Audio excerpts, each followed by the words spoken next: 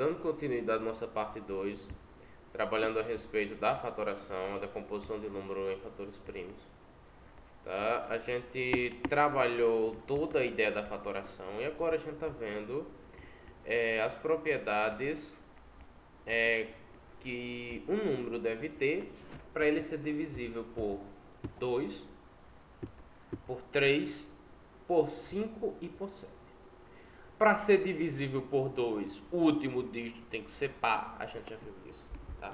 Então, se o último dígito for par, é divisível por 2. Por 3, a soma dos dígitos tem que ser divisível por 3. Então, se eu somar os dígitos, se der um número somando e a soma for divisível por 3, então esse número é divisível por 3. Tá? Isso aí já foi muito bem trabalhado, não vou me ater a tal. Mas o ponto que é importante a gente destacar também é a divisibilidade por 5. Quando é que o número é divisível por 5? Então o de 5 é simples. Se o número terminar em 0 ou 5, ele é divisível por 5. Tá? Isso é uma propriedade que o número 5 tem. Por exemplo, o 5. O 5 termina em 5, então ele é divisível por ele mesmo. Afinal, é um número primo. Vamos pegar um número um pouco maior, 12.305. Ficaria muito complicado, pela tabuada, a gente identificar quais são os divisores desse número. Porém, por essa propriedade, a gente consegue observar que é divisível, por exemplo, por 5. Tá? Dá para dividir esse número por 5. É uma propriedade. O 110, por que o 110 é divisível por 5? Porque se terminar com 0 também é divisível por 5, tá?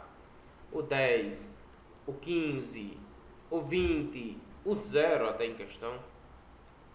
Só que a gente está trabalhando sempre com números maiores do que 1, tá?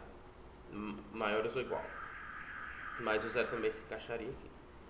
Então todos eles são divisíveis por 5 porque apresentam como propriedade terminarem o último dígito ser 0 ou 5. Se for um desses dois, ele é divisível por 5. Tá? Então, essa é a divisibilidade dos números por 5. E por 7? A divisibilidade por 7 é um pouco mais complicada, mas não deixa de também ser perceptível. Então, um número é divisível por 7 quando eu pego o último algarismo, o último dígito, eu pego e multiplico por 2. Se quando eu multiplicar o último dígito por 2 e diminuir pelo número que resta, quando eu retiro esse último dígito, se o valor for um número divisível por 7, então ele é divisível por 7. Eu sei que ficou um pouco complicado de entender apenas na questão da definição. Mas vamos para a questão prática. Por exemplo, 49. 49, 7 vezes 7 vai dar 49. A gente sabe disso. Mas, e se eu não conhecer essa tabuada do 7? Como é que eu vou identificar, por exemplo, que 49 é divisível por 7? Bom, pego o último dígito, o 9. Qual o dobro de 9? 18. E vou subtrair pelo número que restou quando eu elimino o último dígito. Restou 4. 18 menos 4 dá 14. 14 é divisível por 7? É divisível por 7. Porque se eu somar 7 com 7 dá 14. 14 dividido por 7 é 2. Se o 14, que é esse número aqui gerado por meio das propriedades que a gente definiu lá em cima do 49, se o 14 é divisível por 7, então 49 também é divisível por 7. É um pouco semelhante à ideia do 3, tá? Que a gente pega, soma no 3, a gente soma os algarismos e se der um número divisível por 3, então o número em si ele é divisível por 3. Aqui a gente usa essa propriedade e se o resultado for divisível por 7, então o número é divisível por 7. Outro exemplo, 427. A gente está lá decompondo o número e chega no 427. Como é que eu vou saber qual o número que divide 427?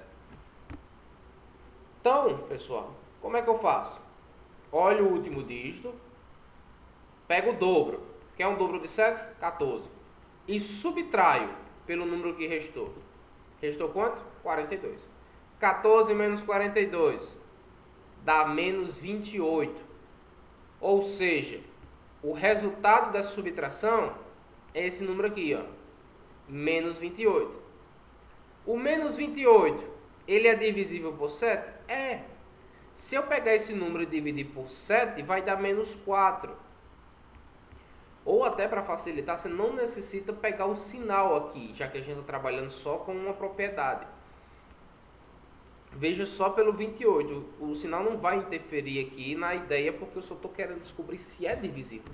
Então, como o 28 é divisível por 7, uma vez que é 28 dividido por 7 dá 4, logo 427 também é divisível por 7. Certo? Outro exemplo, o próprio 7. Que é um dobro do 7? 14. Se eu retiro o 7, que é o último dígito, sobra quanto? Nada, sobra 0.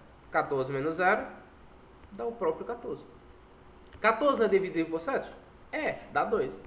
Então 7 também vai ser. Tá? Então essa é a propriedade de divisibilidade do número por 7. Ok? Então, essa é a fatoração. E aí em cima disso eu coloquei aqui alguns exercícios para fatorar os números na sua forma do produto, na forma do produto entre números primos, ou seja, fazer a fatoração. Como fazemos isso?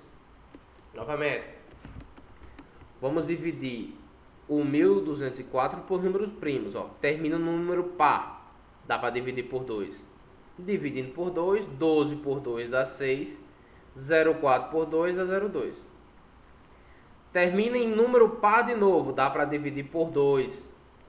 602 dividido por 2, metade de 602, metade de 60 é 30, metade de 2, 1. 301. 301 não dá para dividir por 3, porque ó, 3 mais 0 mais 1 dá 4, 4 não divide 3.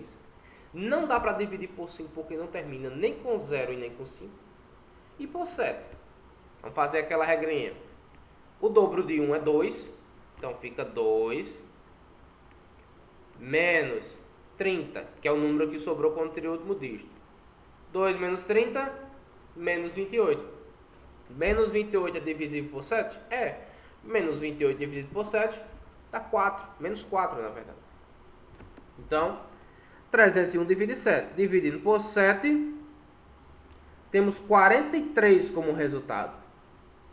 43 é um número primo. Então, ele só vai dividir por ele mesmo. A resposta. Então, 43 dividido por 43, resta 1. Tá? Fazendo agora, deixa eu apagar aqui.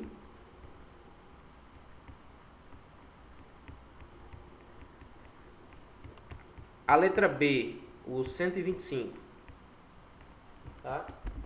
Veja, termina no número 5, então dá para dividir por 5. 125 dividido por 5 dá 25. Ó, termina de novo no número 5. Divide por 5. 25 por 5, 5 de novo, termina no 5. Divide por 5 de novo, que vai dar 1. Tá? Então, 125 é a mesma coisa que 5 vezes 5 vezes 5. E aqui também, ó, 1204 é a mesma coisa de 2 vezes 2 vezes 7 vezes 43. Letra C, 244. Por 2. Por que por 2? Termina no número par. Dá quanto? 122. Por 2 de novo. Termina no número par. Vai dar 61. 61 é primo. Só vai dividir por ele mesmo e por 1. 61 por 61. Resposta é 1. Então 244 é a mesma coisa de 2 vezes 2 vezes 61. E 1600? Ó, termina com 0. Daria para dividir por 5 ou por 2. Eu vou fazer por 2, tá? Pode fazer por 5? Pode. A ordem não vai influenciar. 1600 dividido por 2. Porque 0 é par, então dá para dividir. Fica 800. 0, novamente, dá para dividir por 2. Vai dar quanto? 400. Por 2, novamente, 0 no final. Dá para dividir. 200. Dá para dividir de novo por 2. Sobra 100. Dá para dividir de novo por 2. Sobra 50. Dá para dividir de novo por 2. Vai sobrar 25. 25 dividido por 5. Dá para dividir? Dá, porque o último dígito é um 5. A resposta é 5.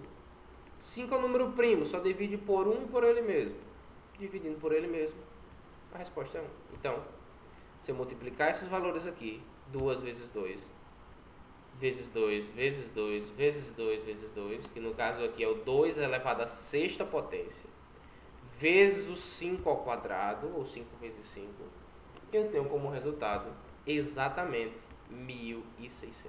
Então, o gabarito para esse exercício é esse aqui, tá? Tá aqui exposto. E aqui eu encerro essas duas aulas com relação ao conteúdo de fatoração. Espero que tenha sido claro os exercícios. Eu deixo espaço para dúvida nos comentários, deixo espaço para qualquer colocação. E é isso. Desde já, obrigado.